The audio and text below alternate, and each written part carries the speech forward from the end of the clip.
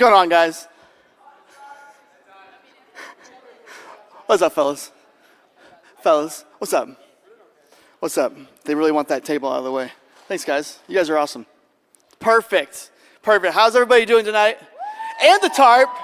That was very fast. Very, very fast. Everybody doing okay? Yeah, it's Sunday. It's Sunday. That means we are at the end or the beginning of a new week, depending upon which way you look at things, right? Right? All right. My name is Todd, in case you don't know.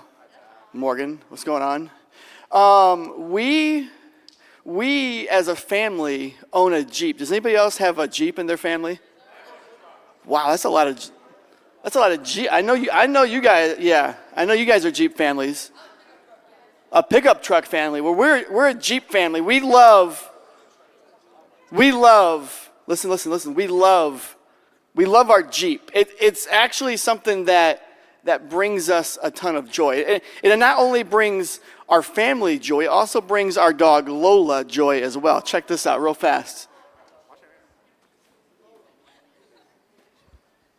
I'm living my best life. I wake up with. Did you see that? It was pretty quick. One more time. Run it back. Can you guys or no? No? Okay. All right. Listen, our dog Lola loves Jeep rides. The only thing is that unless she's locked in the back, she tries to jump out. That shot, she was actually in the back seat. We had the front doors off.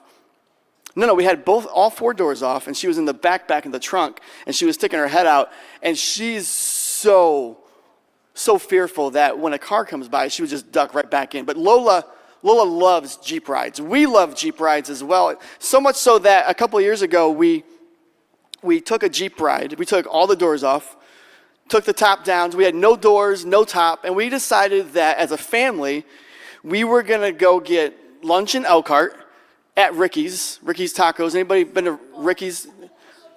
Thank you, right? Ricky's Tacos. And then after Ricky's, we were going to go to the OG Chief in Goshen.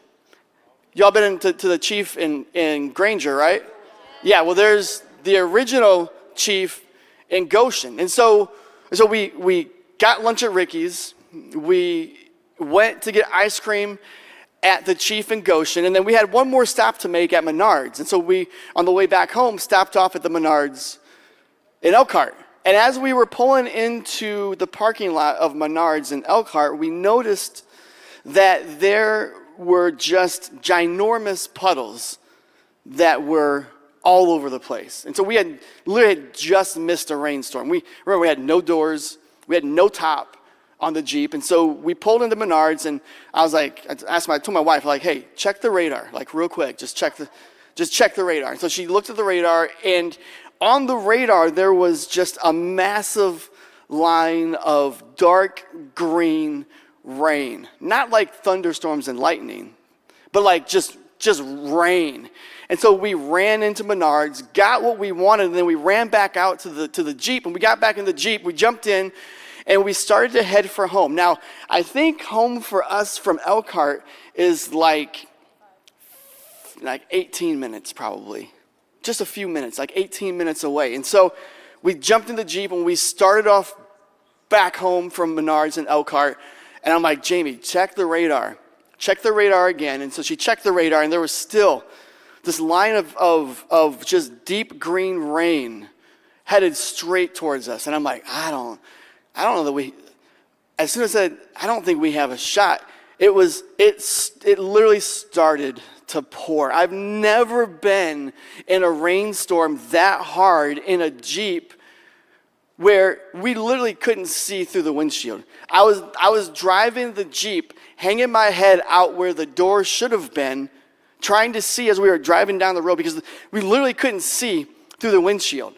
And so we got home, we were just soaked. There were puddles on the floor of the Jeep. It was actually one of the best times that we had.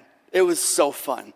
And so I pulled into the garage, and the windshield wipers were still going, and I'm like, it's just not, why isn't why is the rain not going away? It's just not working. And so I thought maybe the wipers were off the windshield. And so I get out, the wipers are still going, and I put my hand on the front part of the windshield, and I realized that the whole windshield on the front was dry. There was no water on the windshield. The rain was coming down so hard that it was literally wrapping around and hitting the inside of the Jeep. It was crazy. I've never experienced something like that. It was so fun, but it was just, for me, just mind-boggling, because the rained so hard, wrapped around because of the wind, and was hitting the inside of the windshield. I don't know where you're at in life right now. For some of us, right now we feel like we're caught in a rainstorm. And it's just pouring down on us. And I've heard this said a couple of times by a number of different preachers. He said, we're in the middle of a storm in our life, or we're just exiting a storm, or we're about to jump into a storm, by choice or not by choice, by consequence or not by consequence. And so I don't know where you guys are at right now. Maybe circumstances feel like it's just pouring down in your life. We find ourselves overwhelmed with school and the pressure to succeed in classes and tests. For some of us, we might be super frustrated with the circumstances of not being in a relationship. And it hurts. We see our friends having fun. Or maybe we're in a relationship and it's just not right. It doesn't feel good. We know that that's not for us. Maybe we're in circumstances where the relationship with parents is just strained. And we know that relationship, whether it's with mom or with dad or with both, is just hard. And it seems like a constant struggle and fight.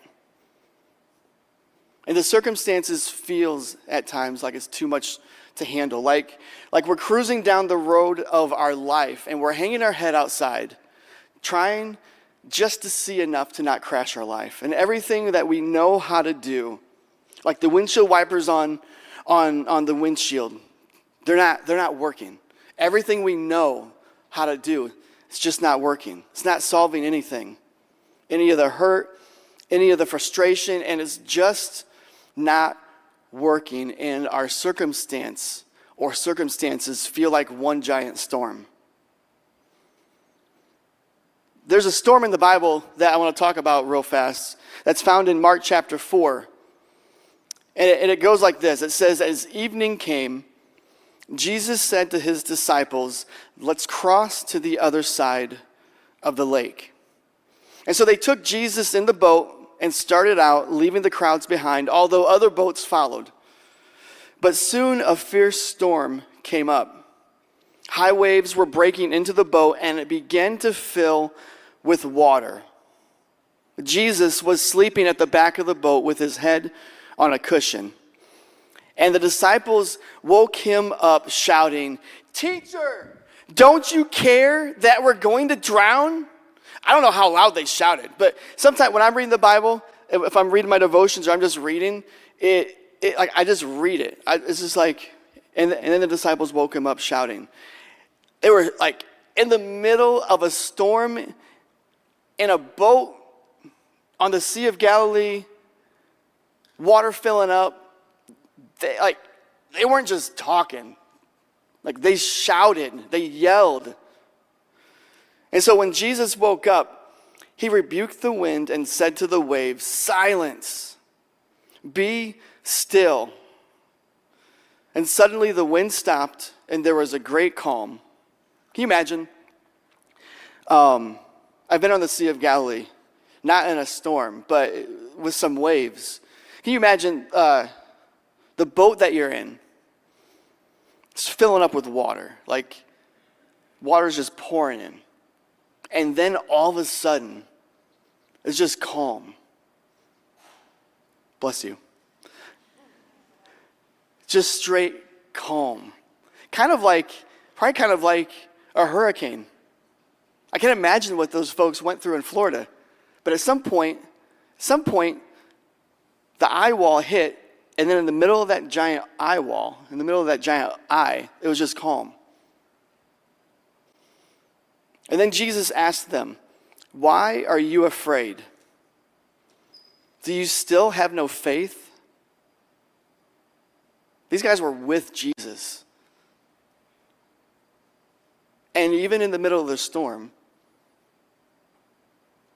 they were scared and afraid, and they freaked out, and they accused the Savior of the world of not caring about them. And Jesus said, do you still have no faith? And the disciples were absolutely terrified. Who is this man? They asked each other. Even the wind and the waves obey him. Their boat began to fill with water. I've never been in a boat that looked like it was going to capsize. I'm not a great swimmer. I like to swim, but I'm definitely not a great swimmer. I don't know, were these like fishermen, some of them not? Like, were they great swimmers? But their boat began to fill with water.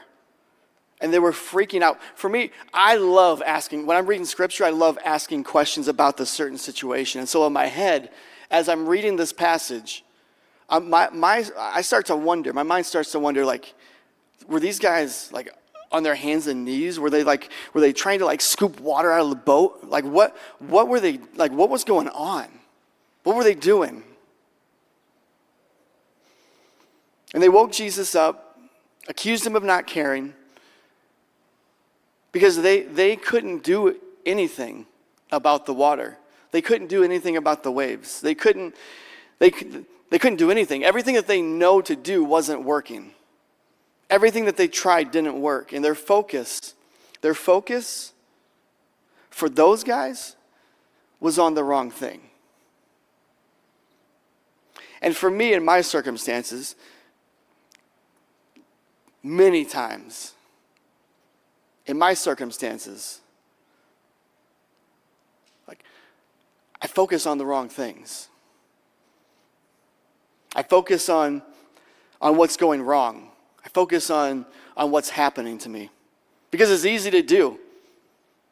And you see, my focus is on the wrong thing. My focus is on my circumstances when it should be on Jesus, when it needs to be on Jesus. I love coffee. Does anybody else like coffee? Who like cold coffee, hot coffee? Cold coffee?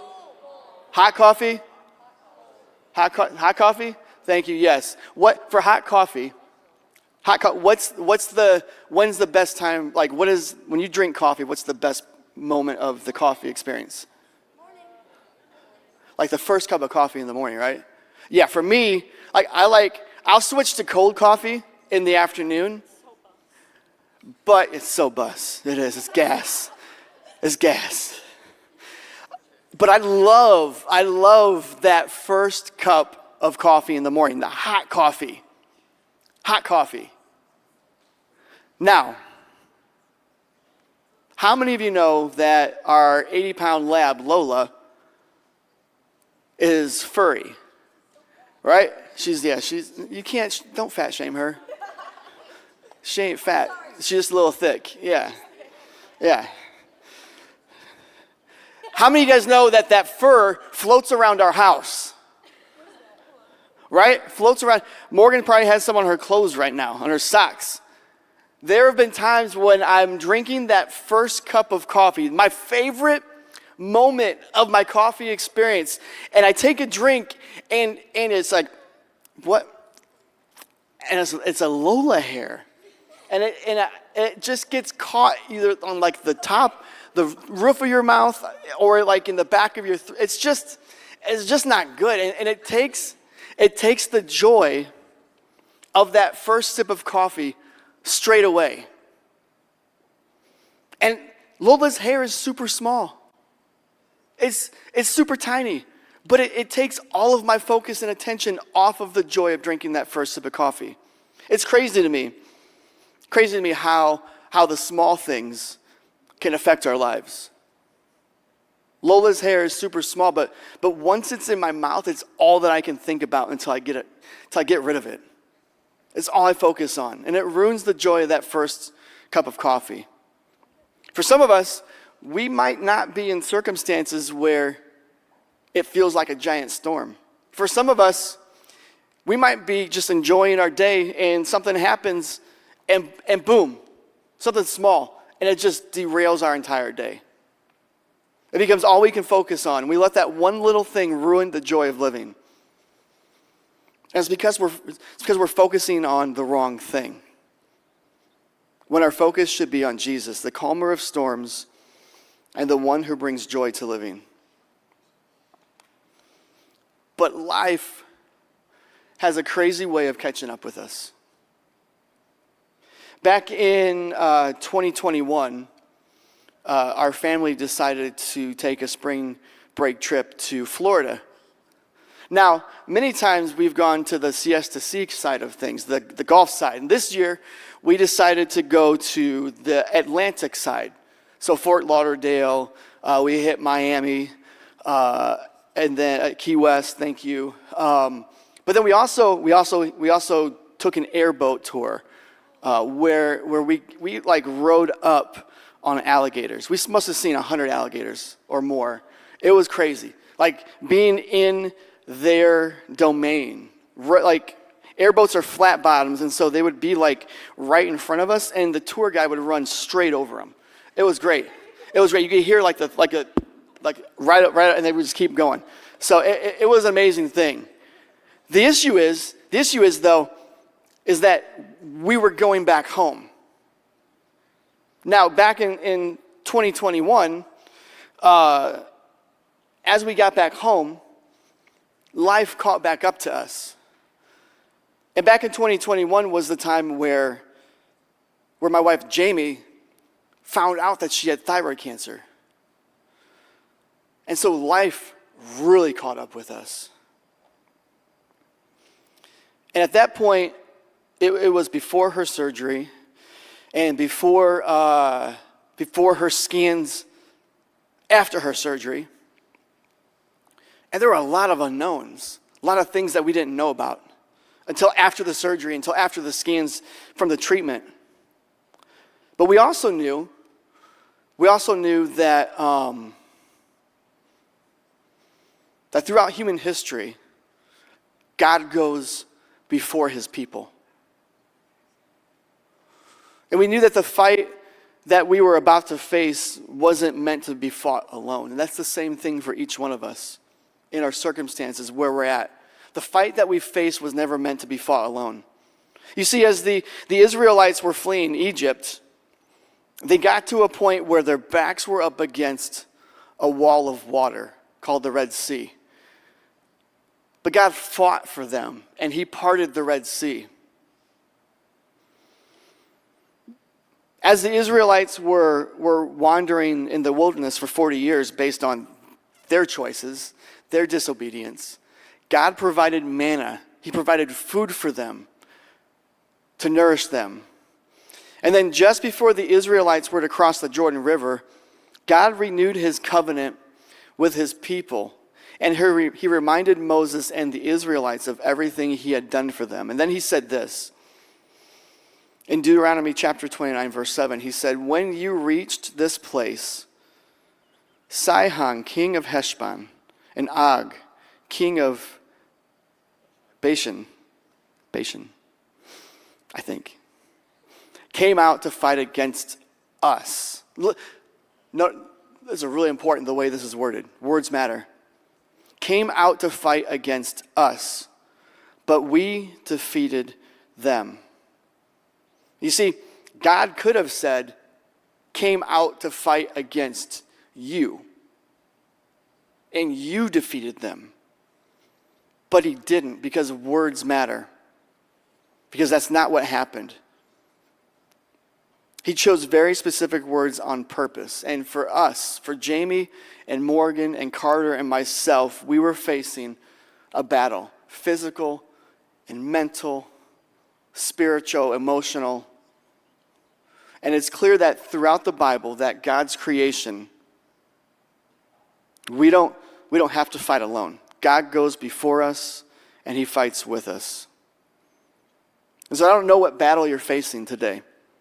I don't know what health struggles or school issues or problems with your friends or your family, circumstances. I don't know what you're facing.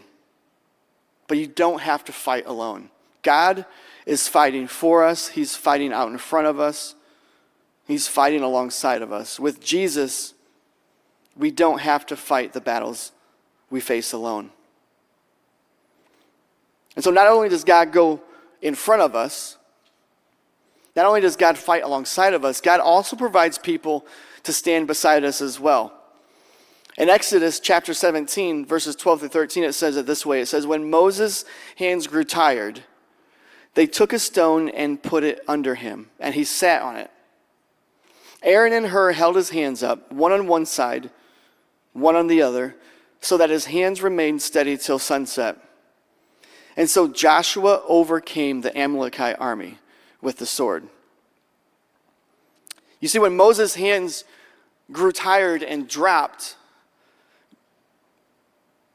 the battle against the Amalekite army went towards the army side of things. But when Moses' hands were up, the Israelites were taking control. They were winning. They would gain the advantage. And so just like